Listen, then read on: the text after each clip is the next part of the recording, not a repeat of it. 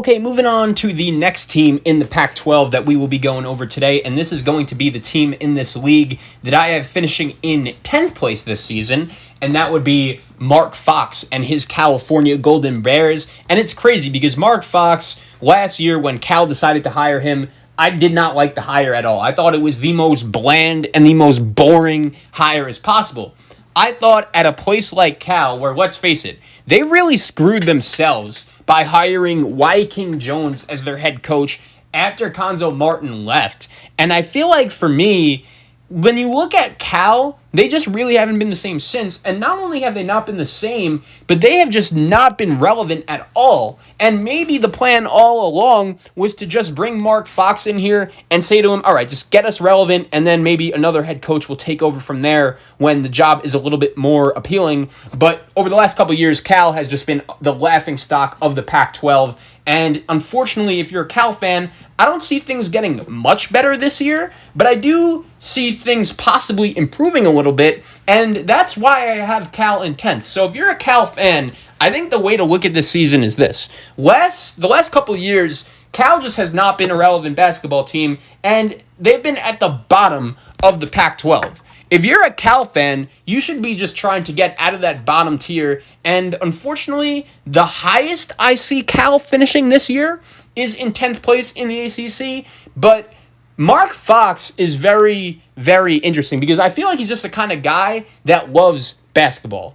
In a Renaissance era of offensive innovation, Mark Fox has really transformed this Cal team into playing tough, hard-nosed basketball. And I do think if Cal wants to build a little bit of an identity, then maybe they could do that because they have some guys on this team that could play a little bit. Matt Bradley, he's their star player, and he's really the top-notch guy of this Cal young core. He's very good, and he has very soft touch, very good shooter, and he's a legitimate star. I do think he is one of the best players in the Pac-12. And despite receiving minimal help from his backcourt supporting cast last season, Matt Bradley was still able to play very well. He lit it up last year without suffering a dip in efficiency. And this season, Cal is actually going to bring in 2 new grad transfer installations that will take, hopefully, if you're Matt Bradley, some of the scoring pressure and onus off of your shoulders. But it's interesting because historically, over the last couple of years, Cal just hasn't been good. They haven't been relevant. And I don't know if taking these patched-together grad transfers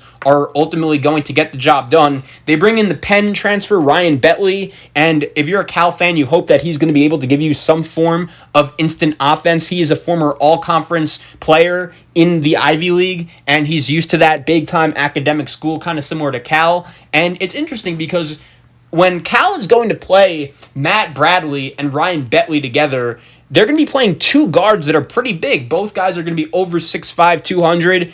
And it's funny because Betley abandoned that physical advantage last year in the Ivy League after attempting 111 free throws in his very nice 2018 season. He shot just 30 free throws last season, which really crippled his offensive efficiency, especially while he endured a season-long shooting slump from three-point range. If Betley could somehow, some way, turn back the clock and rekindle that sophomore season magic he had, then maybe he could be one of the bigger newcomers in this Pac-12. But at the same time, to be honest, I just don't necessarily know if I see that happening.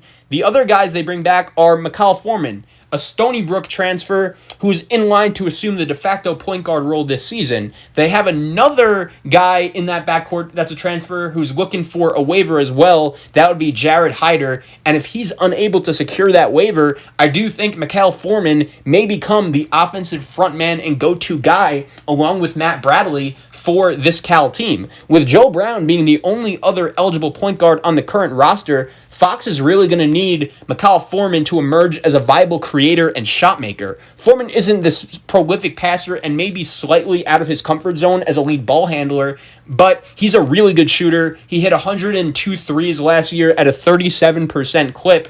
And I think playing in the Pac-12, where this season, while playing for Cal, they could have a lot of opportunities. And at the same time, maybe he could just shoot the ball and really adapt to becoming that lead scorer along with Bradley once again for Cal.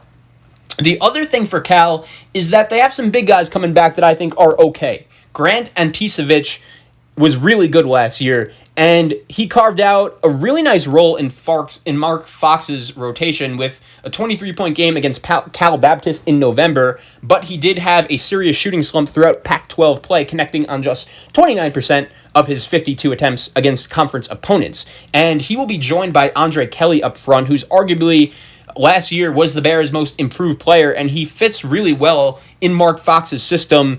He's 255, who scraps and claws for every missed shot on both ends, and I feel like when you're Mark Fox and you are playing that style and that identity of basketball, that could be a guy that really helps you, along with the kid in Lars Tiemann, who was always been, since he's gotten to Cal, a very highly regarded international recruit, and I think he could be a guy that possibly has an impact for Cal this season. And for the first time in a while, I actually do think there may be some optimism surrounding these Cal Bears. The Foreman, Bradley, and Bentley trio can really score, but the Foreman-Bentley package doesn't come without risk. Bentley hasn't been in prime form since 2018, and Foreman has had a lot of mileage in the America East and SoCon over the last couple years, which aren't even in the same weight class as a conference like the Pac-12. So at the same time, Mark Fox deserves some credit. His teams always dig in on the defensive side of the ball. They always play hard. They always play well. But he'll have to polish up last year's offense to climb any higher out of this Pac-12 basement, because I think if you're Cal, a successful season would be to just finish in 9th place in the Pac-12. Beat some teams that really no one expects you to beat. And ultimately, if you're a Cal fan, I think that is what is going to get the job done for you. Those are going to be the signs of improvement that you are going to want to see from your team this season. So I think for the first time in a while, there finally is just a little bit of optimism surrounding this Cal team. The question is, ultimately, how much can that optimism carry over? And I think Mark Fox has done a solid job. I obviously don't see him as the coach here long term. And yeah, that is why I have the Cal Bears finishing in 10th.